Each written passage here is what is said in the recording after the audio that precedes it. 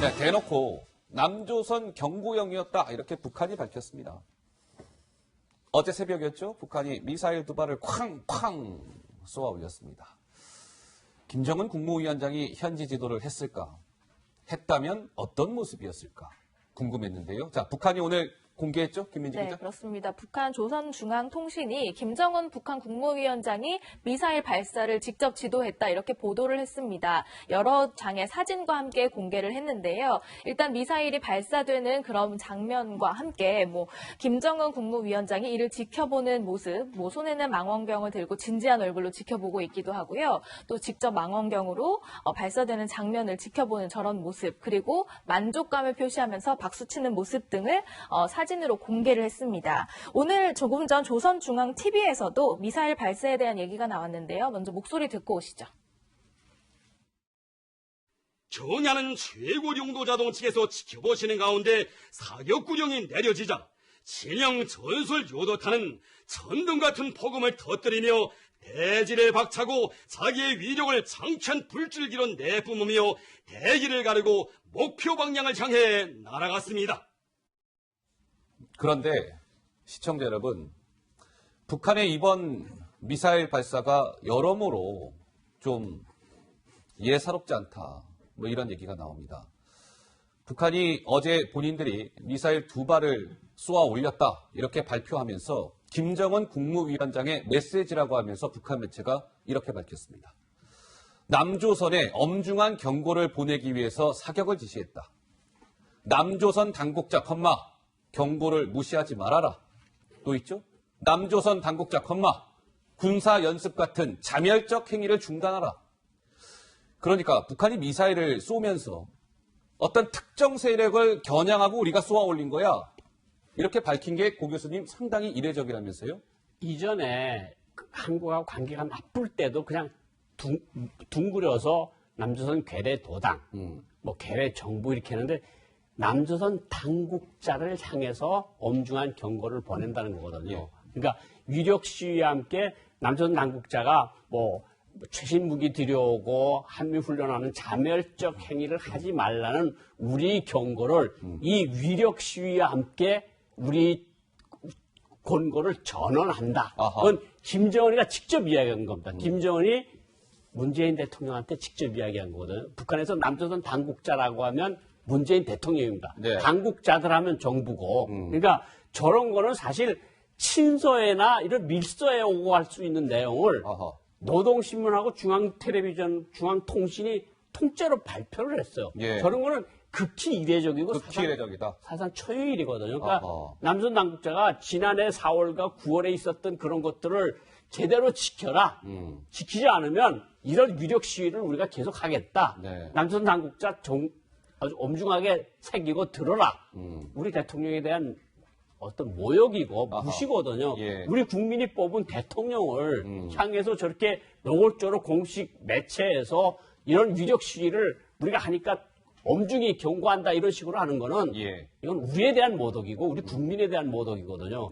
문재인 정부가 사실 들어와서 북한을 위해서 김정은 위원장을 해서 얼마나 애를 썼습니까? 얼마나 애를 썼는데 저렇게 무력 시위를 저렇게 하면서 강력한 경고를 보낸다고 하는 김정은 위원장 정말 저건 옳지 않은 태도입니다. 자, 오늘 북한이 그러니까 어제 저 미사일 2발은 사실은 남한을 겨냥한 발사였다. 이렇게 북한이 콕 집어 밝혔다는 거 아니겠습니까? 이를 두고 지금 고영환 교수께서는 극히 이례적이다. 사상 초유의 일이다. 이런 말씀까지 주셨어요. 우리 통일부는 그렇다면 이 부분과 관련해서 어떤 분석을 내놓았을까요? 목소리 잠깐 듣고 오시죠.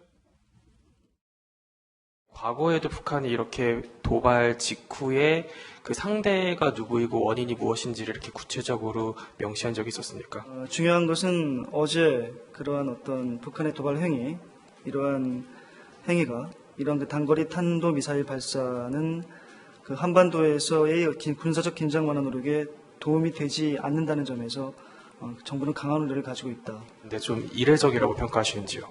그래서 그 북한의 이런 행위에 대해서 상대방을 누구로 지목했느냐 이러한 것들이 과연 어느 정도의 의미가 있는지는 제가 한번 살펴봐야 될 것 같고요.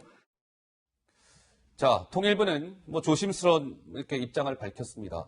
결과적으로 신 박사님, 아까 고 교수님도 말씀을 주셨습니다만 문재인 대통령은 대통령으로 취임한 이후에 남북관계 개선을 위해서 상당한 공을 들여왔는데 결과적으로 상당히 좀 어떻게 보면 난처한 상황이 됐네요.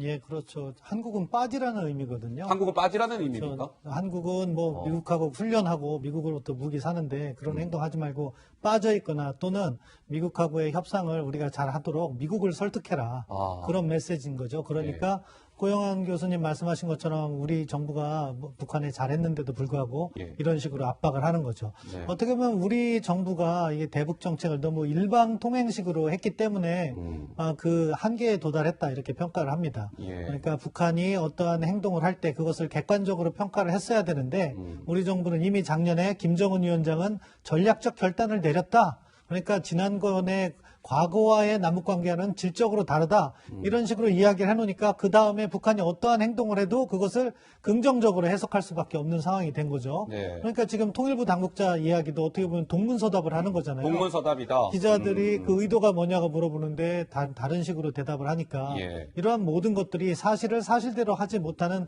또 하나의 사례가 되는 것 같은데요. 예. 지금이라도 정책 방향을 조정해야 된다고 생각합니다. 북한이 잘못한 것은 잘못한 대로 지적을 하고 그렇지만 우리 정부는 이러한 안 좋은 상황에서도 한반도 평화를 위해서 노력하겠다. 그렇게 진솔하게 국민께 말씀드리는 것이 올바른 정책 방향이 아닌가 싶습니다. 자, 이런 상황과 관련해서 야당에서는 김민지 기자, 그 문재인 대통령의 그 한반도 뭐 운전자의 모습은 도대체 어디 간 겁니까? 뭐 이런 날선 반응들이 쏟아져 나왔다고요? 네, 그렇습니다. 일단 북한의 눈치 보기를 한 결과다. 또 외교 라인이 잘못하고 있다라는 이제 비판의 목소리를 내고 있는데요. 야당의 목소리를 모아서 들어보시죠. 한반도가 열강들의 힘 겨루기 싸움터가 될 동안 도대체 우리 정부의 외교 안보 라인은 무엇을 했습니까? 주변국에게는 무시당하고 국민의 안보 불안을 가중되는 이 상황, 문재인 대통령이 자처하는 한반도 운전자의 모습입니다. 이 지경으로 북한 눈치 보기에 빠져 있으니 북한 전략군 사령부가 전술핵 유도 미사일로 대한민국 전체를 유린할 수 있는 전력을 완성해 가고 있는데도 속수무책입니다. 안보는 곧 주권입니다. 안보가 무너지면 주권이 무너집니다. 국제적인 바보가 됩니다. 자, 그런데 이 북한이 어제 미사일을 2발을 발사를 했는데 우리 군 당국이 이 미사일 발사와 관련해서 제대로 정보를 파악하지 못했다. 또 이런 좀 지적이 나옵니다. 어제 이제 2발을 처음에 쏘아 올렸을 때 우리 군 당국에서는 2발 모두 430km를 비행했습니다. 이렇게 발표했어요. 그러고 있다가 조금 있다가 어제 상황입니다. 자, 430이라고 했다가 아예 아닙니다. 첫 번째 미사일은 430이고요. 두 번째는 조금 더 날아갔어요. 690km를 날았습니다. 그랬다가 오늘은 또 정정했습니다. 아닙니다. 2발 모두 600km를 날았습니다. 신 박사님, 이거 뭐 군 당국이 좀 저런 실수 정도는 할 수 있는 겁니까? 어떻습니까? 아마 우리가 가지고 있는 정찰 자산의 한계 때문에 그럴 겁니다. 예. 지구가 둥글기 때문에 특정 고도 이하로 떨어지면 보기가 어려운 부분이 있거든요. 그렇기 때문에 처음에 430km까지는 우리가 가진 일반 지상 레이더로 파악이 됐을 거예요. 그 다음이 문제인데 예. 우리가 그것을 보지 못하니까 추정치를 발표한 거죠. 그런데 아마 밤새 미국과 이렇게 정보 공유를 했고 미국과 같은 경우에는 위성으로서 결국 미사일에 있는 로켓의 열 추적을 할 수가 있거든요. 아하. 그렇기 때문에 미국에서 정확한 정보가 왔고 수정을 한 건데 우리 정부가 두 가지 점을 고려해야 될 것 같아요. 첫 번째는 일단 정확하지 않은 경우에는 그대로 또 발표를 해야 되는데 이렇게 바꾸다 보면 신뢰가 떨어지는 거죠. 그러니까요. 그리고 두 번째는 우리가 전시작전 통제권 전환을 한다고 하는데 사실은 북한의 미사일 궤적도 제대로 파악하지 못하는데 작전을 지휘할 수 있겠느냐 이런 부분 하나하나부터 아주 기초부터 다져야 되지 않을까 싶습니다. 예, 교수님. 사실은 어떤 정황들이 있을 거 아닙니까? 뭐 김정은이가 여름에는 저 원산에 있는 특가에 가서 그러면 훈련 부대가 움직이고 그러면 우리가 사실은 레이더가 430km까지 못 잡으면 430km쯤 되는 데다가 우리 이지스함 같은 걸 미리 배치를 해야 되는 거 아니겠습니까? 그러면 이어받아서 우리가 또 할 수 있는 건데 그러니까 우리가 초기 대응부터 잘못을 했고 우리 능력이 지금 딱 저 능력밖에 안 된다. 그냥 430km까지만 잡고 그러면 430km 그럼 북한에서 어디서 쏴서 우리 대전 정도까지만 지나가는 거 알았는데 그다음에 어디로 가는지 모르면 그 미사일을 어떻게 추적하고 어떻게 파괴합니까? 예. 그게 제주도로 가든 부산으로 가든 그게 우리 군이 현재 가지고 있는 능력인데 네. 이제 신 박사님 말씀하신 것처럼 전시작전권 통제라는 것을 그렇게 서둘러서 할 필요가 있는가? 우리가 우리 눈도 있고 우리 귀도 있고 우리가 모든 것을 할 수 있을 때 그것을 받아들이는 것이 옳지 않느냐? 이런 모든 것들을 재점검할 때가 된 시점이라고 생각을 합니다. 한 걸음 더 들어가 보겠습니다. 그래픽 좀 한번 보시죠. 자, 이거죠. 어제 북한이 미사일을 2발을 쏘아 올린 장소는 북한의 원산의 호도반도라는 곳입니다. 거기에서부터 우리 제주까지의 거리가 약 한 600여 킬로미터가 됩니다. 최종 버전이 어제 2발이 한 600km 날았다는 거 아니겠습니까? 그러면 원산에서 쏘았을 때 우리 한반도 전역이 지금 사정권에 들어온다는 거예요. 근데 우리 군 당국이 저 미사일을 추적할 수 있는 한계 거리는 430km랍니다. 그러니까 430km 이후에는 우리 군 당국은 북한의 미사일이 날아가는 걸 못 본다는 거예요. 아, 저기에는 예. 또 변수가 있어요. 뭐냐면은 지구가 둥글기 때문에 멀어지거나 하는 것은 못 보지만 우리 쪽으로 다가오는 것은 예. 지구가 둥글기 때문에 오히려 더 볼 수가 있는 거죠. 어허. 그러니까 이게 멀리 멀어졌기 때문에 못 봤다고 보고 우리 쪽에 오는 것은 볼 수 있다고 저는 평가를 하는데요. 예. 그렇기 때문에 그런 부분은 우리가 이제 상황을 다르게 생각을 해야 되는 거고요. 북한이 600km를 이렇게 일부러 과시한 것은 예. 의미가 있습니다. 의미가 말씀하신 있다. 것처럼 한반도 전역, 제주도까지 타격할 수 있다는 걸 일부러 그러니까요. 보여준 거죠. 예. 왜냐하면은 저 이스칸데르형이요. 러시아가 만든 그 로켓 자체는 500km가 사거리예요. 둘 중에 하나인 거죠. 500km보다 더 개량형이 돼서 북한이 성능이 훨씬 좋은 미사일을 개발했거나 예. 또는 일부러 제주도까지 타격을 할 수 있다는 걸 보여주기 위해서 탄두를 가볍게 해서 쐈을 아하. 수가 있다. 네. 그런 부분까지도 우리 군이 파악을 하고 있어야 된다고 생각합니다. 자, 북한은 이제 사실상 어제의 미사일 발사는 남한을 겨냥한 것이었다라고 노골적으로 드러냈다고 말씀을 드렸습니다. 그렇다면 우리 정부는 그에 대한 공식 입장이 김민지 기자 나왔습니까? 아닙니다. 일단 약간 좀 선을 그으면서 조심스러운 입장을 보이는 것 같은데요. 일단 남한을 뭔가 겨냥한 북한의 메시지에 따로 낼 입장이 없냐라고 물었을 때 입장을 낼 계획이 없다라는 게 현재까지 입장입니다. 그리고 또 하나 군사 합의상 그러면 뭐 위반되는 행위 아니냐 이런 질문에도 이것이 금지된 행위로 규정되지 않고 있다라는 답변을 하고 있어서 예. 좀 뭔가 명확한 입장을 드러내지 않고 있는 모습입니다. 이 정도 상황이 됐으면 고 교수님 청와대에서 관련된 좀 입장 같은 게 나와야 맞는 겁니까? 아니면 안 나와도 상관이 없는 겁니까? 어떻습니까? 남조선 군부 호전 세력, 예. 그다음에 남조선 당국자, 위력 시위 이런 이야기들을 했는데 우리가 입장을 낼 것이 없다? 아니 우리가 그렇게 애를 써서 미국 대통령도 만나고 미국 협상이 되고 싱가포르도 갔다 오고 다 그랬는데 우리 대통령을 향해서 면전에서 저렇게 모욕을 했는데 우리 청와대나 정부나 통일부에서 입장을 안 냅니까? 유감 표시하고 두 번째 문제는 군사합의상 명백히 금지된 행위로 규정되지 않는다. 그럼 어떤 것이 금지를 해야 되는 그런 상황입니까? 그러니까 남조선 군부 세력들에게 보내는 우리 위력 시위라고 했음에도 불구하고 이것이 군사합의상 위배되지 않는다? 예. 그럼 국어 해석에 문제가 있는 걸까요? 아니면 제가 잘못 생각하고 있는 걸까요? 예. 신 박사님. 예, 그 군사합의 부분은 사실은 미사일 실험을 하지 말라는 명문의 규정은 없습니다.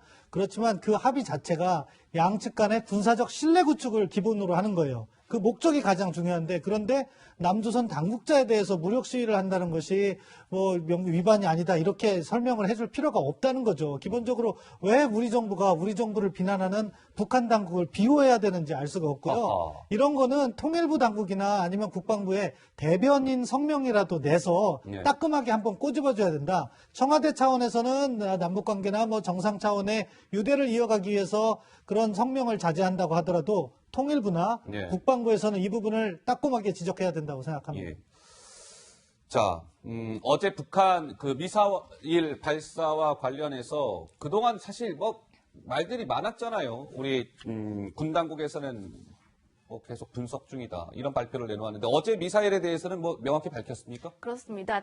단거리 탄도 미사일이다 이렇게 좀 정확하게 규정을 좀 했는데요. 사실 그동안에 뭐 불상의 발사체라든지 미상의 발사체라든지 정확한 규정이 없었던 것과는 조금 다른 모습입니다. 특히 그리고 그 발사가 이루어진 지 13시간 만에 이런 결과를 내놨기 때문에 뭔가 이런 발표가 좀 전격적이다 이런 얘기가 있었는데요. 사실 이 발표를 들은 기자들 사이에서도 좀 웃지 못할 해프닝도 있었다고 해요. 탄도미사일 발표했더니 출입기자가 혹시 탄도미사일이라고 발표하신 거 오타 아닙니까? 라고 했더니 청와대 관계자가 오타가 아니라 이렇게 좀 정정해주는 일이 생겼다고 합니다. 예, 저런 일까지 있었습니까? 혹시 청와대가 저거 오타로 발표한 거 아닙니까? 잘못 발표한 줄 알고. 예. 좀 전 그 그래픽 좀 다시 볼 수 있어요? 그 변화한 거? 예. 이 전 그래픽 봤으면 좋겠습니다. 예. 그러니까 어제는 어제 저 두 발과 관련해서 처음에는 미상의 발사체라고 했다가 몇 시간 후에 단거리 미사일이라고 했다가 급기야 단거리 탄도 미사일이라고 했습니다. 어쨌든 정부가 좀 지난번 5월달 발사 때보다는 좀 달라졌네요. 그러니까 5월달에 예. 이제 불상이 발사체라 그랬고 그래서 불상 올라가는 것까지 다 하고 막 얼마나 많은 이야기거리가 진행이 됐습니까? 그런데 그게 계속해서 지금까지 분석 중 그게 몇 달 동안 진행이 된 거거든요. 예. 그러다가 어제는 저게 나온 다음에 13시간 만에 이제 탄도미사일이라고 했는데 그나마 저건 좀 다행이라고 생각을 하고요. 정말 저렇게 우리 입장을 밝힐 것은 밝히고 이제 신 박사님 말씀하신 것처럼 국방부나 통일부에서 우리 국가 수반을 모욕을 했는데 그렇게 정확히 뭐 당신네들 이런 일에 대해서 앞으로 유감을 표시하고 이런 것은 안 했으면 좋겠다는 이야기를 해줘야 북한이 그래도 좀 남조선도 좀 움찔움찔하는 게 있네 이런 것들을 하겠는데 네. 가만히 있으면 그냥 찌르는 대로 찔러 들어가네 이런 식으로 하면 남북 관계가 제대로 굴러갈 수가 없을 것 같습니다. 예. 그러니까 말이죠. 그러면 이 이제 미사일과 관련해서 지난 5월이었습니다. 2달 전에 문재인 대통령은 또 이렇게 얘기해서 약간의 좀 해프닝이 있었던 바가 있었는데요. 그 목소리가 준비되어 있습니다. 잠깐 듣고 오실까요? 한미동맹의 공고함과 한미양국의 긴밀한 공조는 최근 북한의 단도미사일을 포함한 그 발사체의 발사에 대한 대응에서도 아주 빛이 났다고 생각합니다. 지난 5월 발사와 관련해서 군 당국은 계속 문제 분석 중이라는 말을 되풀이하고 있을 때 문재인 대통령이 이제 뭐 단도미사일이라고 얘기했죠. 탄도미사일을 단도미사일로 얘기한 거 아닙니까? 라는 관측이 있었으나 청와대에서는 단거리 미사일을 단도미사일이라고 대통령이 잘못 말씀하신 겁니다. 이렇게 설명을 했습니다. 자, 지난 5월 그렇다면 북한 미사일 발사와 관련해서 지금 어떨까요? 현재까지 명쾌하게 단거리 탄도미사일이라는 군 당국의 설명은 나오지 않고 있습니다. 현재 분석 중. 어제 미사일 관련해서는 단거리 탄도미사일 좀 일관성이 있었으면 좋겠다. 이런 의견을 제시하는 분들이 있더군요. 사실은 어제 아침에 국방부에서 할 때도 분석 중이라고 했어요. 예. 그런데 NSC를 하면서 갑자기 탄도미사일이라는 걸 밝혔다는 거죠. 그것은 뭐냐?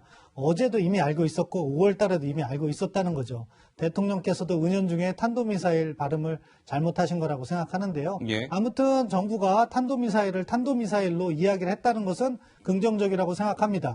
이렇게 정부는 사실을 있는 그대로 국민께 말씀을 드려야지 신뢰를 받을 수 있다고 생각하는데요. 예. 아무튼 이러한 경험을 통해서 앞으로 이러한 잘못된 홍길동처럼 미사일을 미사일로 못 부르는 그런 상황은 예. 더 이상 생기지 않았으면 좋겠습니다. 예. 자, 어제 그 북한의 도발과 관련해서 미국 매체는 이런 분석을 내놨더군요. 워싱턴 포스트는 자, 북한 미사일 발사 중단을 성과로 과시해왔던 트럼프의 인내심을 명백하게 시험하는 행위다. 어제 미사일 발사는 트럼프의 인내심을 시험하는 행위다.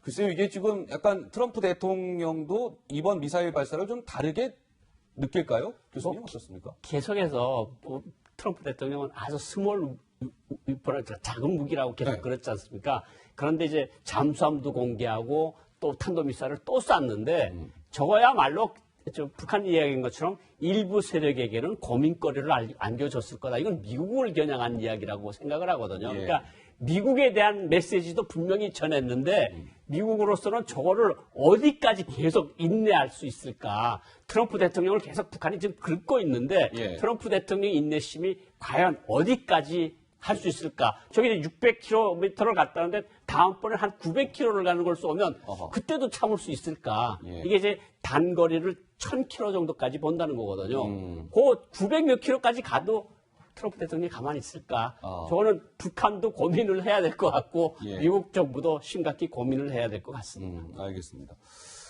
근데 최근에 저희 이제 대한민국을 둘러싼 그 안보 환경이 좀 예사롭지 않다 이런 얘기가 나옵니다.